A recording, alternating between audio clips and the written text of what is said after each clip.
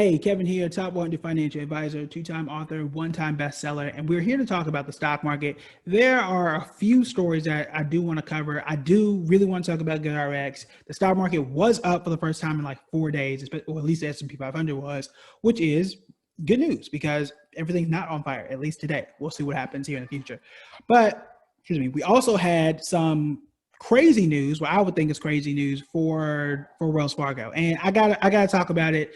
Being a Black person in the financial space, look, man, I'm gonna just need to get on my soapbox real quick, and then I'll get into the news. We'll talk about GoodRx. So please bear with me for just a second. So we know Wells Fargo's history. We know exactly what it is with Wells Fargo. They don't care about Black people. They don't. The CEO of the company got up and said that we don't find, or the talent pool for African Americans, I believe, is too small, and that we just don't have enough. And that's BS. I'm trying to see if I can find it here in the background. Here we go.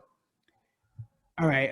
Basically, that's a lie, because there are more than 100 HBCUs in this country that if you wanted to specifically target Black people, you could do.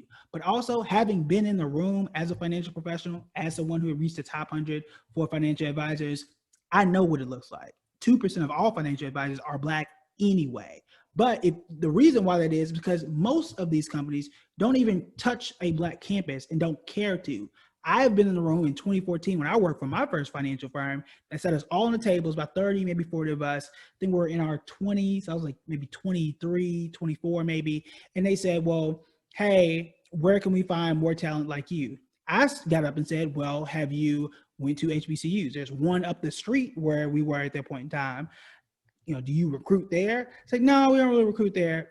Well, do you want to commit a budget to that? Do you want to, talk to those people? Said, no, but you can go do it. So putting the onus on me to spend my money to go back to my school and recruit for a job, like you're supposed to be paying to do this. I'm not going to pay my own money to go recruit people to go work for you. Like that's not how this works. If you really believe it, you put your money behind it and you go and recruit those people. I had a friend who asked, well, what about the United Negro College Fund? Do you recruit or advertise there? I said, no, we just feel like Black people just going to come out of nowhere. That's not the case. If you don't see Black people there, you're not going to continuously attract Black people there. But also, if you don't go to where people are, you're not gonna connect with the community. But most importantly, if you're a bank, wow, this popped up at the right time.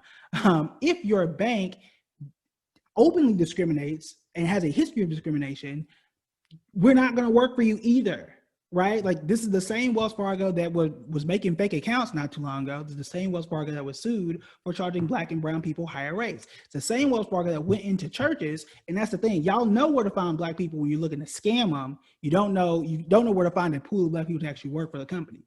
Very interesting. But this is the same Wells Fargo that went into churches to sell them prime loan mortgages and all this other crap to Black folks. So you know where they are. You just don't want them to actually work for you. Very interesting. All right, so let me get off my soapbox and let me get to the news of the day, which is GoodRx. All right, gotta reset and be professional. All right, so GoodRx is an IPO that is supposed to debut tomorrow. We know the risks with IPOs. I've stated those before. Please go back and watch last week's video on Snow so you can catch all the good juiciness about the do's and don'ts of IPOs. Short end of it is they're new companies, at least new to us, where we are able to invest in them. They usually have a shorter history, not the shortest in the world, but they have a shorter history, and they can provide a higher risk.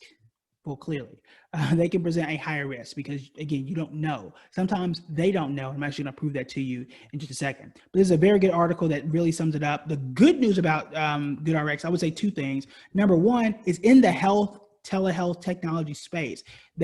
First off, what they do is help you to compare prices at any pharmacy. So that's good. You want to go and buy prescription drugs, or if you want to go buy like flu medicine and stuff, which is going to happen right around the corner.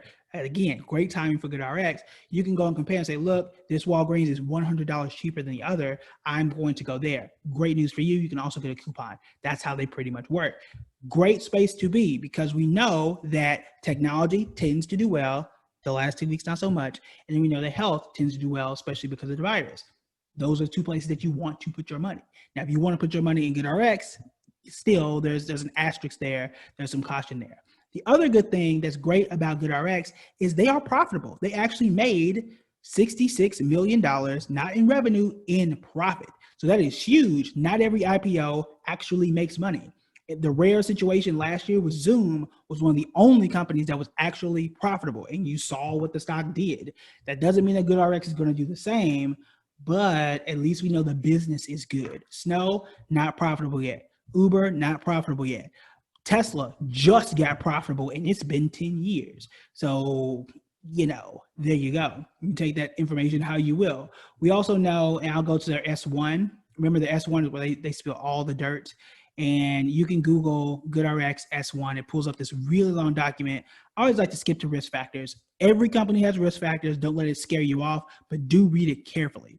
What they're saying is their limited operating history, which is what we said, that y'all haven't been around a whole lot of time. Their operating history makes it difficult for an evolving business and difficult to predict what's going to happen in the future. That's obvious. I think that's really standard. But in this space, in the age of coronavirus, it is going to be very important. But that's the first risk they put out here. Also, their recent growth rates may not be sustainable. Now, this is important because their revenue increased from 99 million in 2016 to 388 million in 2019. So you went from basically 100 million to almost 400 million in 3 years. That is amazing. That don't mean it's going to happen every year. It doesn't mean it's going to be consistent. They're just letting you know that now. A lot of people are going to get in here and invest in the company and say, oh, they're just going to keep hopping. Maybe they will, maybe they won't, but they're putting that out there as a risk. They've got some other stuff that you should be aware of too, but those are really the big ones, which is stuff you knew. Yes, it's profitable. Yes, it's growing. Same thing with Snow. Same thing with a lot of companies, but it doesn't mean it's going to be consistent. That's the case with almost every company that you can think of. But do know to protect yourself if you decide to jump into any IPO, and protect yourself with any stock, period. Also know that it's the JP Morgans of the world.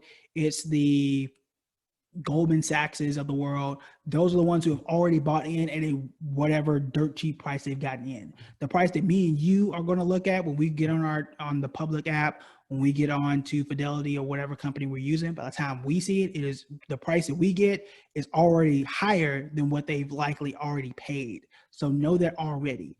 There's nothing we can do about it unless you are an accredited investor and you got like $10 million laying around somewhere. But the price that we get is the price that we get. And the allure of IPOs, and again, this doesn't always happen, the allure is it can be the next Google. It can be the next Zoom, which is done well. It can be the next Amazon. It can be the next Facebook. However, I always want to caution you to take a step back and look at what happens most of the time. And most of the time, you see more Twitters, you see more Pinterest, you see more Uber, more Lyft, where a year, 2 years, 3 years down the line, it ain't so hot. And you may lose money for a while, or you may never actually make money. That does happen.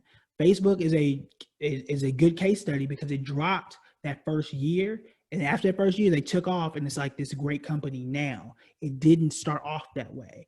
And if you invest in an IPO, don't expect a quick profit. This is why people do it, because they think they'll get one. It didn't happen for Snow. It didn't happen for a lot of companies. So we will see what happens with GoodRx over the next few weeks and months. I am hopeful, but I'm not doing it. I'm not doing this IPO. Why am I not doing it? Even though they're profitable, even though it just looks and sounds really good. Look, I already broke my rule. One time. I'm not going to break it twice in 2 weeks just because I've talked myself into it. I'm going to practice what I preach, keep my emotions, and follow my rules and do what I was doing. I'm going to mind my business. You do what you want to do. Also, if you do it, and there are people who have different rules than me, and that's totally fine, always protect yourself. I didn't put in more than 1% of everything I got into that company. So we're talking like less than $1,000 I put into Snow. So if it doubles, great. I'll hold on to it for a while. We'll see, right? I'm not going to overwork myself and try and hope that this is going to be the next big thing. We already got big stuff. We already got Apple. We already got Google. We already got O'Reilly. We already got, I don't know, I'm throwing this one out there, Coca-Cola. We're going to be all right. Okay. So you want to make sure that whatever you do, you always limit your risk, put it in a box. If it works, great. If it doesn't kill you. And that's what you want to pay attention to. All right. Last thing I want to talk about is the Investors Toolkit. You want to make sure that you join the course if you haven't already. I know we have plenty of students who watch our live streams every day. I appreciate y'all. Also appreciate y'all for sharing. Make sure that you check it out. Use the code Generational2020 to save $200. That code does expire here pretty soon. Why do you want to do it? Because it can help save you some money. As you guys know, I'm always up here helping you to protect yourself. We know that back in March, the average investor lost $22,000. They did not have to do that. You could have reduced the chances that was going to happen to you by doing just a little bit of research and using the tools that we talk about in the course. If you use the code Generation 2020, you can also reduce the price down $200. If you use the payment plan, I think the first payment is like $149, and then the next one comes 30 days after that. So it makes it very easy and a little more affordable as well. So make sure that you check it out. It has everything you need to start investing. And I even give you my monthly list every single month. Here are a list of stocks that I like, that I think that I would invest in myself. And some of them I actually do. And I'll let you guys know that. All right. That is it for me today. I will see y'all tomorrow. We'll see what happens with GoodRx. We'll see what happens with the entire stock market, because you never actually know. All right. Talk to you guys later. Bye.